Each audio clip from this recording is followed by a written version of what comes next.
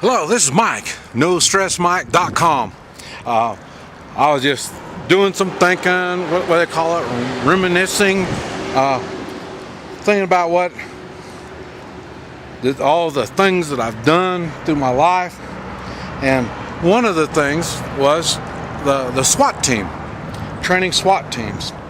And I've talked a little bit here, a little bit there about the SWAT team thing, but I thought I'd just tell you the whole story about how I used to do the SWAT team training.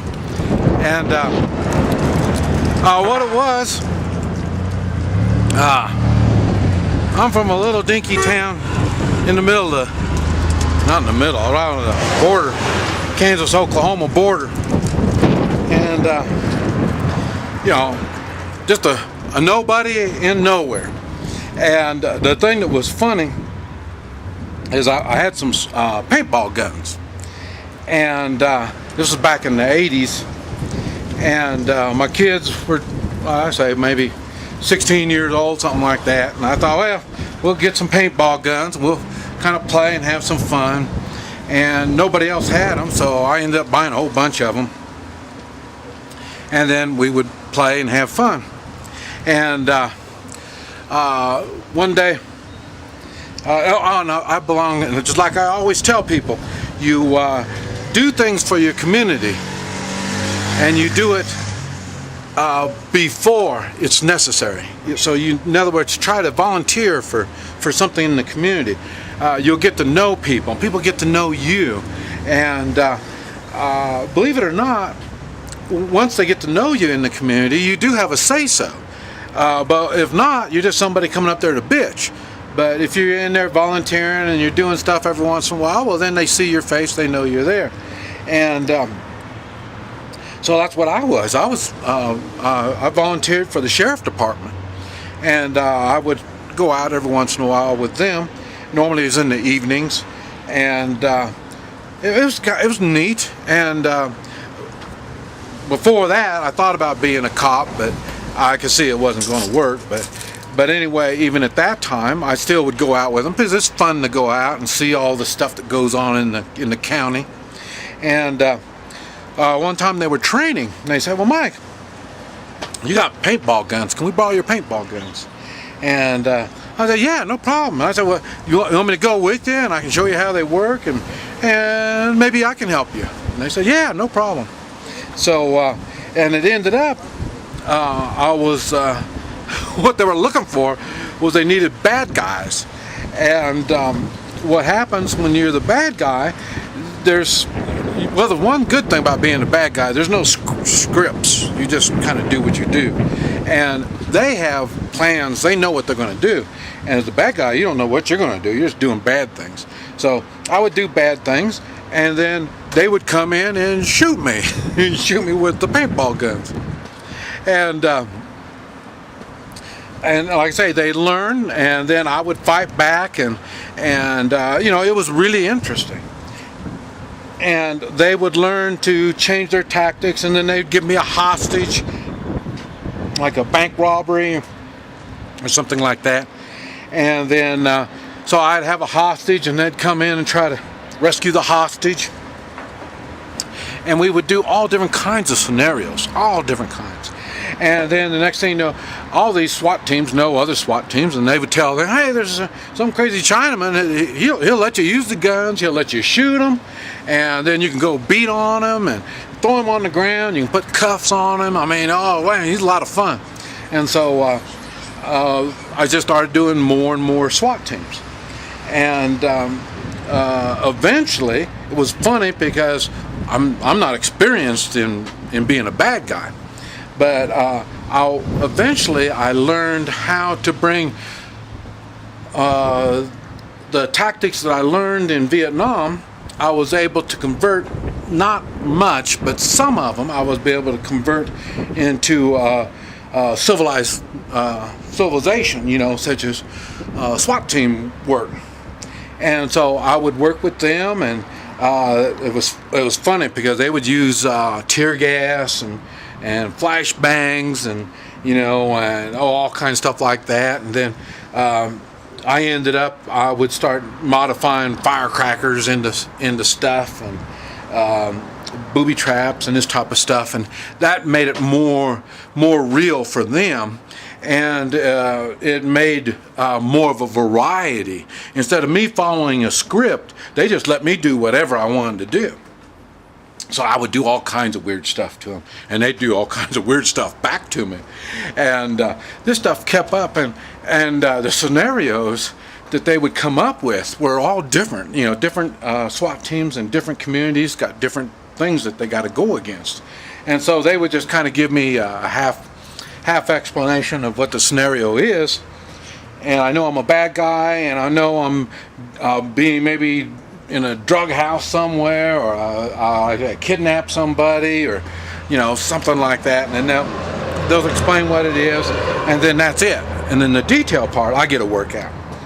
And so this is pretty much the way we went. But the thing is, as this accumulated, I did this for 14 years, and we did this, I tried to schedule things once a month. So I would train different SWAT teams, different places, different states, different whatever, once a month. And this way, I'd have some idea what's going on. And it was funny because after a while, people started getting the idea of what I do. And then, like I say, I'm out in the country, and there'd be some people who don't have a country house. And, it's an old house, and what they would do is they'd give it to the fire department. And the volunteer fire department, so they could set it on fire and practice putting out fires. And then I had the volunteer fire department start calling me. And they'd call me and say, well, we have a house we're getting ready to burn.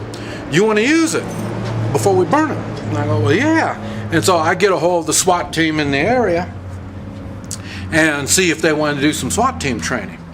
And what was cool was I had people that were teaching, that I would teach how not to be kidnapped, and I would charge them, and so the money that they gave me, I would pay for SWAT team training. So everybody thought I was a rich guy. Boy, here's Mike, he pays SWAT teams to train, and it wasn't me; it was somebody else that was paying them, and so I would be doing the SWAT team training. And then,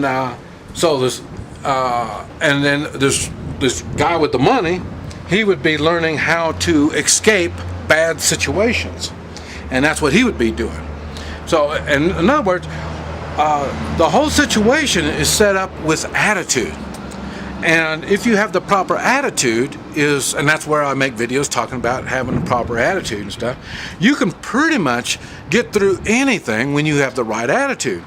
I noticed the good SWAT teams, if the ones that had the good attitude, they knew what was to do the right thing and all this kind of stuff, they were really efficient. And that because everything just came more natural to them. And the same thing with the people I was teaching. If I could, and that's what the idea was, I had to change their attitude. They were in fear. Was nothing we can do. We're going up against all this SWAT team, organized people, and all that. So their attitude wasn't even set up properly. So I had to teach them how to change their attitude. And we would do when I teach these people, it'd be like 2 weeks for the training. And we would be covering all kinds of stuff. And one of the things was I had a restaurant, and they didn't know the restaurant was mine. And so we'd go eat in the restaurant, and they didn't know that everybody in the restaurant was they were paying for them. So everybody in the restaurant, my restaurant, and everybody knew we're getting ready to shoot up this restaurant. Everybody but the guy I was working with. And so that's how he was able to change his attitude by when I put him in situations, make it work, and then something happens. Right or wrong, it's going to happen. But once he realized how complicated and how hard it was to be kidnapped, and everything is done in a split of a second. Remember, I made a video on split of a second. Once you understand, there's a lot of splits of the second, and all it takes is a little mistake, and bad guys make lots of mistakes. So all you have to do is catch it at the right time, and you can get out of these situations.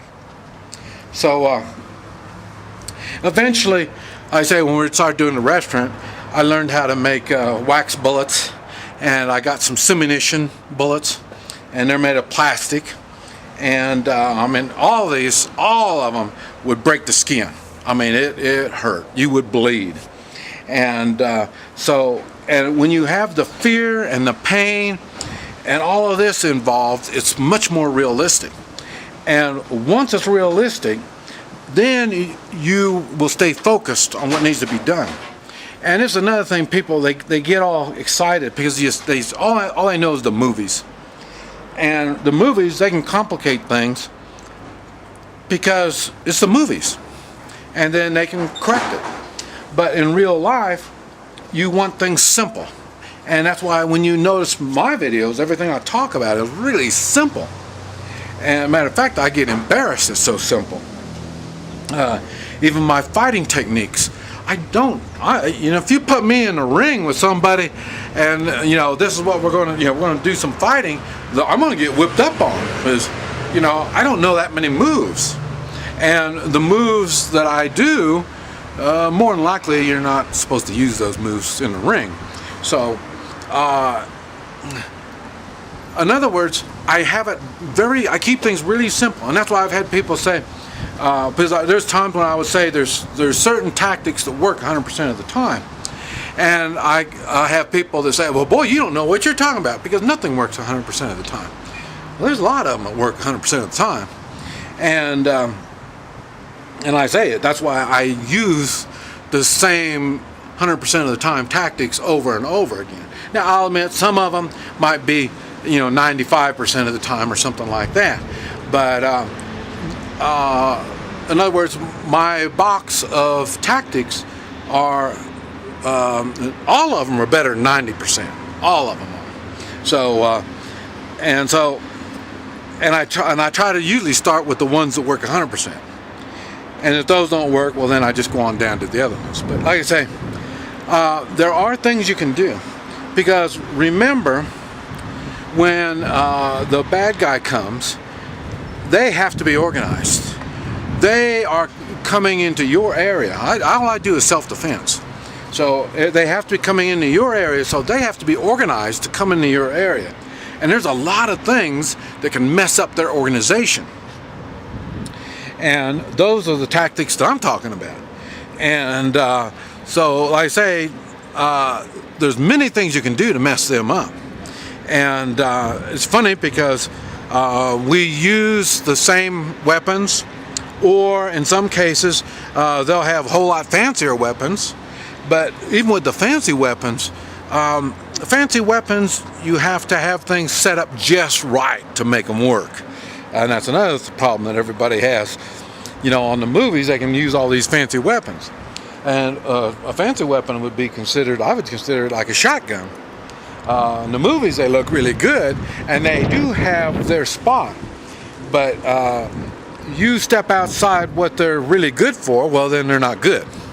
So, and I say, this is the kind of stuff that I really get into and use. And like I say, when we're using wax or plastic bullets, we make the situation happen. We make it. So you're going to learn where that split of a second is and how that split of a second works. Like I say, we go from all kinds from the simple basic things when somebody's trying to mug you, to, like I say, SWAT team, when it's when you're completely surrounded and there's no way in hell you're going to get out of it. You can get out of it, wouldn't you know? And the same thing, I tell the people that I'm giving the class to.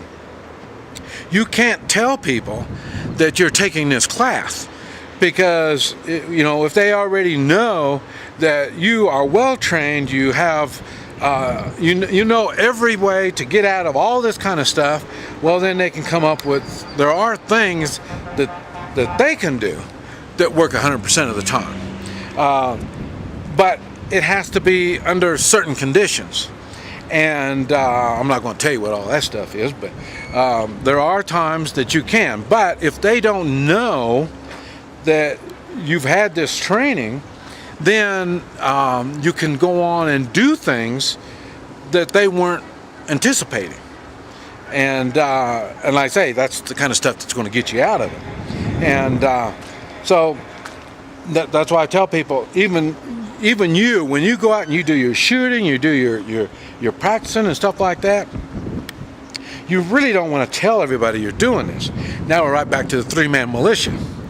The three-man militia, this is why you can work with others, and you, like I say, you don't start with the weapons. You start with first aid, you start with cooking, you start with gardening and all this kind of stuff, and then you just see where it goes from there.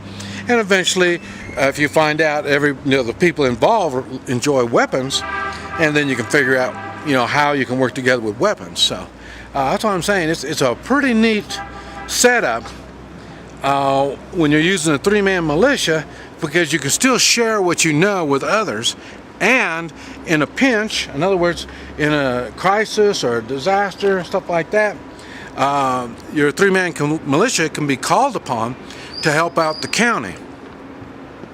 And so after disasters, you can help out, stuff like that. But there's things you can do. All you have to do is have a plan. We talk about plans, and be prepared.